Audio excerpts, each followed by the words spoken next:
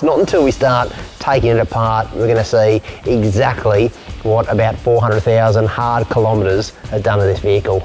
But that's not the worst part either. Oh, great. There's more to go. So I'm actually speechless, mate. That's loose. Motor is out. It's a bittersweet moment. It's sad because I'll never get to drive this car again, but I'm stoked because we are starting the new builds. Now, believe it or not, this vehicle that I'm standing in front of is actually sooty. Now, we've stripped a hell of a lot off it and it's looking a little bit worse for wear. It's a bit of an understatement. It's got to the point where two of the major parts of this vehicle can't be used anymore and I need to source new parts. Unfortunately, the parts I'm talking about are the body and the chassis. The chassis's got a twist in it and that's never a good thing. So I need to replace that, and because the body is so far gone that we can't really, it's not worth our time trying to fix it. It is so buggered beyond belief that this vehicle needs to come off the road. Now it's a really sad time because Sooty of course has done so many trips. It's done over 100 four-wheel drive 24/7 trips and four-wheel drive action trips before that. And this vehicle has been nothing short of a workhorse. Usually leading the convoy and going through some of the toughest tracks in this country. It's done a lot of touring as well. It's been up to Cape York a whole bunch of times. It's done Coffs Harbour, Tasmania. It's been just about everywhere I have, and that's, you know, it's seen some things. Me and this vehicle have got so many stories to share, but at the moment it's come to a stage where we had to make a decision, and that was, do we just retire the vehicle or do we start a new build? Of course I chose the second one. Let's start a new build. Now Sooty Mark II is going to be an absolute weapon. Now we've got a donor vehicle for that one, but there'll be more on that a bit later. As you can see, this vehicle's looking very worse for wear. It's not until you get really up close to Sooty and you know, start to strip it apart where you see the full extent of the damage. Now the body, believe it or not, is relatively rust free. There's a bit of surface rust, but it's not too bad. The main problem is the amount of cracks in the body. Now that's metal fatigue. It's been a result of probably hundreds of thousands of Ks of hard dirt roads, corrugations, and it's literally shaken the vehicle to pieces. There's cracks all through the bodywork. Now to go and try and restore this body would be a huge task, something that's well beyond my means, and it came to a point where I just need to start again with a new fresh body, and I was able to pick one up very, very cheap, and that's going to give me the basis to start the new build. But there's a lot of really cool parts in this truck, believe it or not, that'll go straight on to the new build. And the plan is to keep the engine, the gearbox, the transfer case, and a lot of the aftermarket accessories on this vehicle to build up Sooty Mark II. But of course the build didn't start right here with an engine out. No, there's a lot of work to get to this stage. So best we start to take you back to where you first started spinning spanners, and the good thing about this build is we're going to take you along for every step of the journey. Well, now's the part of the build where we start to strip down old Sooty. This is a bit of a bittersweet moment because, you know, despite the damage, I'm actually quite sad to start stripping it down, because once I start stripping it down, it means that we can't drive Sooty anymore. It's off the road officially, but on to bigger and better things, I suppose. And I think the true extent of the damage is really going to be seen once we start stripping this vehicle down. On the surface, you can see damage just about everywhere you look, but I think it's not until we start taking it apart, we're going to see exactly what about 400,000 hard kilometres has done to this vehicle.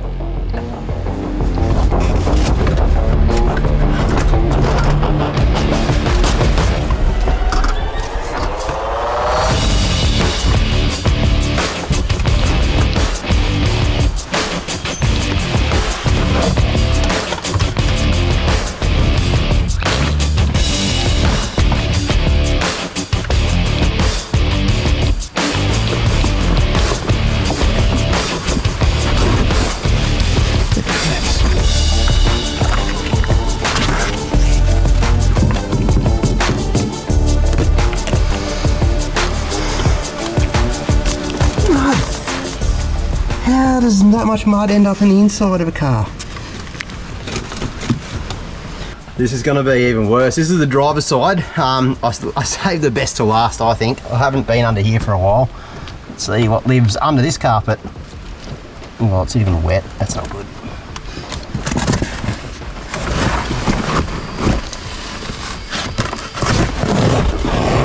Carpet's just falling apart. Done.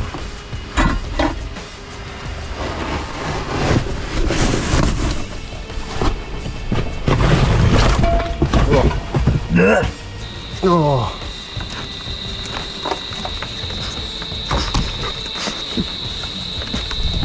What's going on? Look at the amount. Look at that. Like that's. Get far out. I'm actually speechless, mate. That's loose. It's just absolutely amazing that you can have that much mud under your carpets. Well, this was the bit of the strip down that I wasn't really looking forward to, taking the interior apart, because I knew I've been through a fair bit of mud in the life of Sooty. Now, I didn't know what I was going to find. I knew I was going to find a bit of mud. Wasn't prepared for this though. Have a look at this. This is underneath just a little bit of the driver's side carpet. That's one handful. That is pure. Probably the best organic soil you'll ever find in your life. There's elements of Coffs Harbour, heaps of Tasmania, Cape York, bit of the top end. You can see all bits of Port Macquarie. There's a bit of Port Macquarie. Oh, Victorian High Country, yes please. Anyway, that's a really good mix of. I'll put that back in there, you know. That's a very messy job. Nothing could prepare me for this. This is insane to think I had this much mud under my carpets. Tell you what, I'm doing things a little bit different in the next build. Well guys, today is a bittersweet moment. I'm actually pulling Sooty down.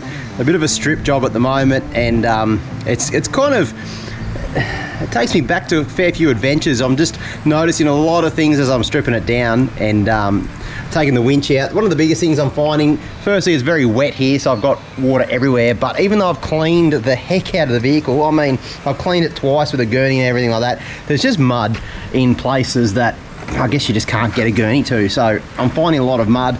The other thing I'm finding as well, I'm taking the bar work off now, is check it. I don't know if you can see this. Let's have a look. What I'm pointing at is this bolt in here. As we dogs jumped in the way. But that bolt, for instance, the metal is actually pushed over the bolt, so it makes it very difficult without cutting it to try and remove that bolt. Because as you see, this front bar has done so well, has had so many big knocks. Like whatever sort of hit that took right there, that's quite remarkable. Look at the front of this bar. The fact that it's still in one piece is nothing short of amazing. I mean, it's very, very strong. It's got dents and stuff all over it, but I still really like it. It's work to treat. I've just got to try and get some of these bolts out now, which have been on there for sort of 5-6 years. They've done a lot of beach trips, obviously a lot of rock trips where the metal's actually hit the bar work hard and it's pushed up against the bolt. So a bit of a drama, but I'm going to try and take it off now. I've done a lot of the work. I've just got a couple of bolts that have been a little bit stubborn, then the bar will come off.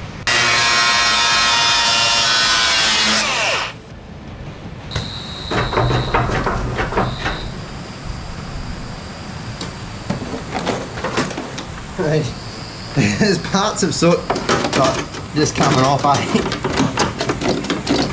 There's not much holding some of this stuff on.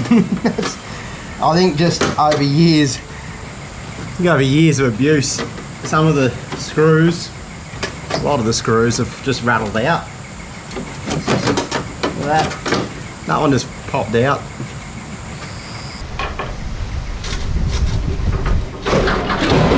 Oh yep, there it goes.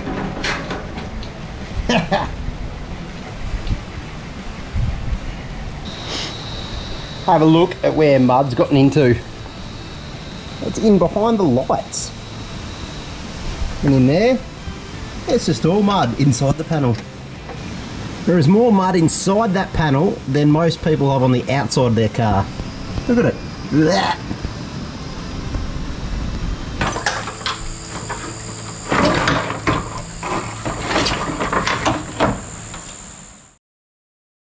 Well, if you've got a project like mine, or maybe you want to do a couple of little DIYs on the weekend, I'll tell you what, now is the time to get your hands on a bit of Raptor gear, because on the 4wheeldrive247.com website, we've got 20% off for 1 week only, and that includes everything. It includes the aerosol cans, the 1 litre bottles, the tinnables, everything you need to do a project, just like I'm doing with Sooty, yourself, coat your bar work with Raptor, whatever it might be, but get in quick, because 1 week only, 20% off, save a stack of money and get the good gear for your 4-wheel drive. 4wheeldrive247.com. In case you're wondering when is Sooty's last trip that you'll get to see, well, we filmed something just the other day, just before I did this strip down. I literally finished the trip and come down and stripped it apart. The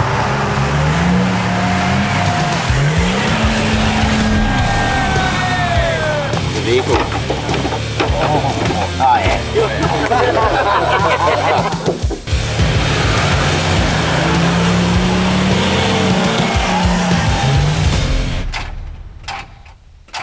That's not good. You'll get to see that very soon on YouTube, and all I can say is Sooty doesn't do things by halves. It might be the best trip she's ever done. How it drove home on its own steam, I'm still surprised. And that's why I love this old girl just so much, because it's got so much personality. It's more than just a car to me. This thing, wow, it's something very, very special. So you'll get to see that very soon on YouTube. But for now, we've pulled a fair bit of Sooty down, and it's starting to tell a real story of the life this vehicle's had. I mean, I didn't really realise until recent just how bad the body mounts have all actually cracked through. So the body is just shaking on the chassis like this. So if I move the body, it's moving independent of the chassis, which is pretty scary, to be honest with you. Basically, everything's stripped down now. The engine's ready to go off and get rebuilt. Transfers out. The box is just about to drop.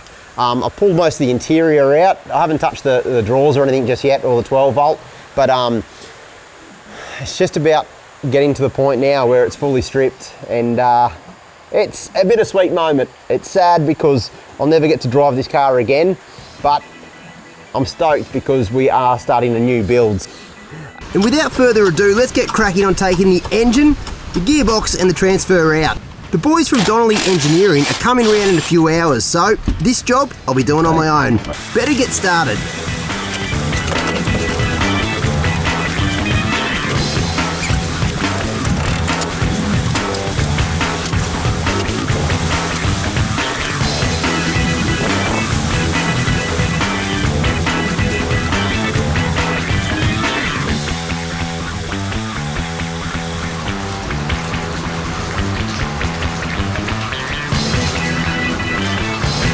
Motor is out. It's, I think Sooty just gained about 4-inch lift. Far out. A lot of weight in that motor and box. That's out. That's going to go get rebuilt now. And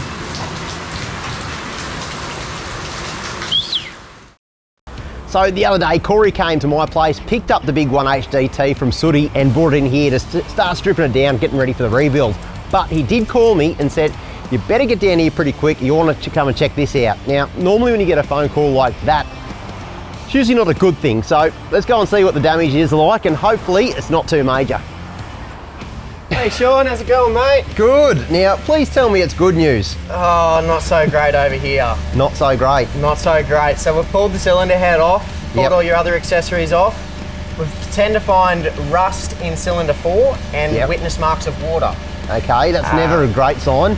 No, not at all. So what we did was we've cleaned up that bore so we could have a better look. Yep. If you have a look down here, you can see witness of pitting marks. I can. All down around here, and a bit further down you can see where it looks like a witness mark of a crack just there. It does. I can see that. So that would explain why you're pressurising your cooling system. Yeah, that was all on the last trip. It was doing that. I was hoping that it was just maybe the gasket on the head, but unfortunately, that's not going to be the case this time. You can actually see, you can put your fingernail into those little pitting marks. Yeah. So Corey, explain that pitting, mate. It doesn't look good. So what I, in my opinion, personally think is we could see that this engine hasn't had coolant in it for your last trip, and probably had a few trips seeming you've just done cylinder heads and whatnot. Yep.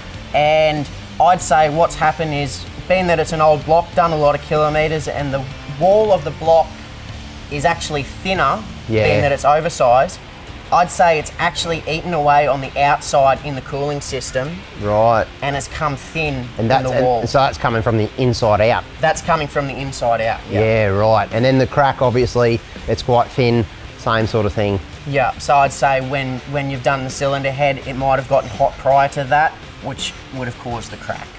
Here I was thinking you're about to call me in to say, I just wanted to let you know this is one of the best 1HDTs I've ever seen. But no, it wasn't that sort of conversation, was it? Unfortunately, it wasn't. Okay. But That's not the worst part either. Oh, great. There's more to go. So if we wind this engine over, Yep. we'll put cylinder 5 piston down. Yep. If you have a look down here, Oh, wow. there's a full major crack going down the side of the bore. Blind Freddy can see that one. That's a big crack. Okay. Not great news. Not great news at all. So, solution here is to find a new block. That's correct, I think so. I've already spoken to a few different suppliers and I'm waiting to hear back some more information. Okay, well, not fantastic news, but look, Sooty's going to be doing a lot of big kilometres. It's going to be doing a lot of remote touring, a lot of hard forward driving. We don't want to take any risks. This is the heart and soul of Big Soot. So I think we do it properly and rebuild this once, get it right, and once and properly. Get 500,000 Ks out of it and go again. Sounds like a plan. Oh, bugger, eh? I suppose one thing you got to consider as well, Sooty's done probably 600,000 Ks on this block, and I've got to say that the last 300,000 have been pretty hard Ks as well. They've been tough. It's been a little bit of power's gone through this vehicle, not an extraordinary amount, but it's been worked super hard. It's had one rebuild, as you can well see, and you know, look, that's not bad from an engine really, I suppose. It's a shame that the block's got a crack in it, but it's good to know this now before we imagine put it all back together and then finding that out in the next trip. Oh, absolutely. So how I did the last trip, I just did 2,500 Ks, some of the hardest driving, and look, it wasn't running like a dream, I'll tell you that much. That's not good. But it made it, and it made it here. So, you know, that's hats off to old Soot for getting it this far, but I think we had to fix it up, eh? It's not great news, but we will rebuild. Well, more importantly, you guys will rebuild. I'll do the easy work back on the 80 series, I think. We'll just give it back to you as a shiny bit of kit. I can't wait, mate, for the next phone call, because I reckon the next one will be even better. All right, mate, good luck with it, eh? You too, Shaun. Catch you later. Righto, well, what can I say? Poor old Sooty is dead. So, what's next? Sooty Mark II. But things aren't as bad as they seem. I knew this moment would come. Sooty's had a real hard life, taking beating after beating. And it had already occurred to me some time ago that something would eventually need to be done. So, about 7 months ago, I found something special for the right price.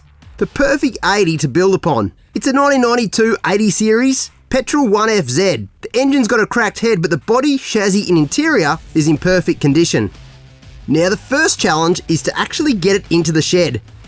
Well, the plan is today, we're actually going to see if we can start this thing. It hasn't started in a while. I've had it for 7 months and haven't even tried in that time. Hopefully it starts relatively easy. We'll get it down to my shed and then we can have a go of stripping it down, and this will be the new Sooty. If it starts now, it should stay running because it's on the battery.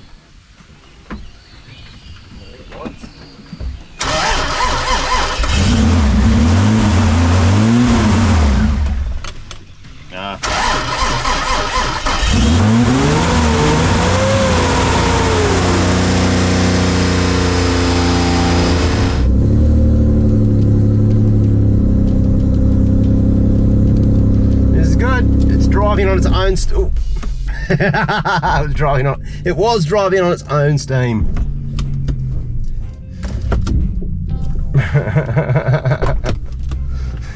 Well, spoke too soon, but it's a good sign. It's actually turns over.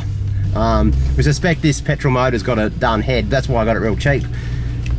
So it's not the motor I'm after though.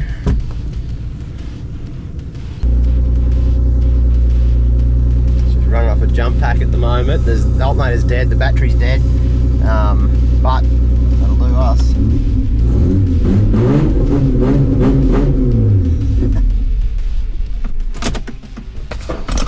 Ripper, this is where you're going to be parked for a little while.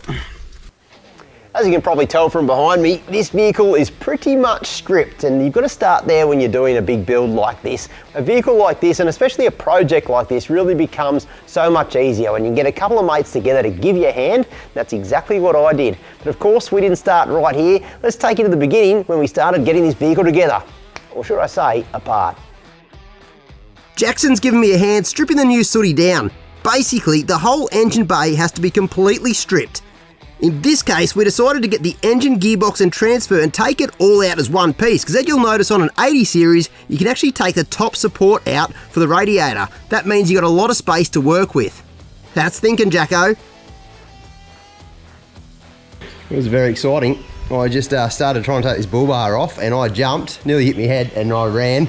Jackson thought, what's going on here? You see that wasp nest? Now, they're at to sting the abs. I don't know how I didn't get stung. I took the other side of the bar off and then just started the first one here, a couple of ugger duggers, and I saw it and oh my goodness. Ah, that's not good.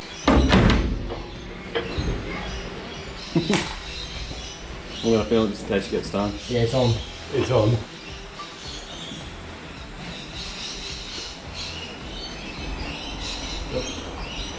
Oh, look at how many come out. No way. No, that's why. That's why. That's why. No, that's why.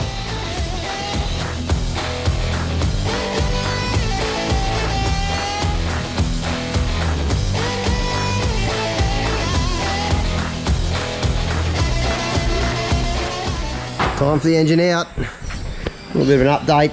Engine's just about to come out and box and transfer, I think. Yep. So, fingers crossed. I probably should put this down and give you a bit of a hand here.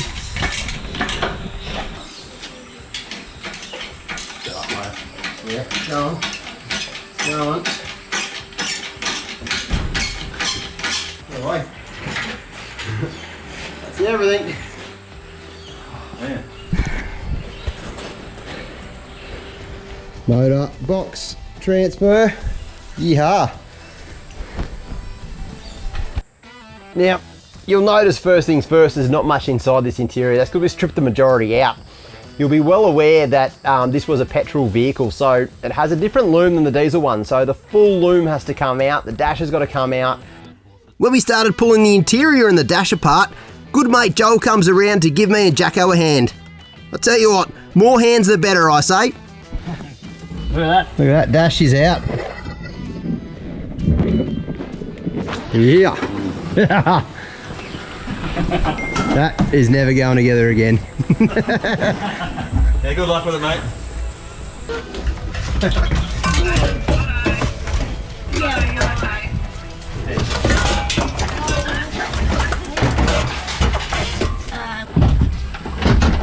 That is wild.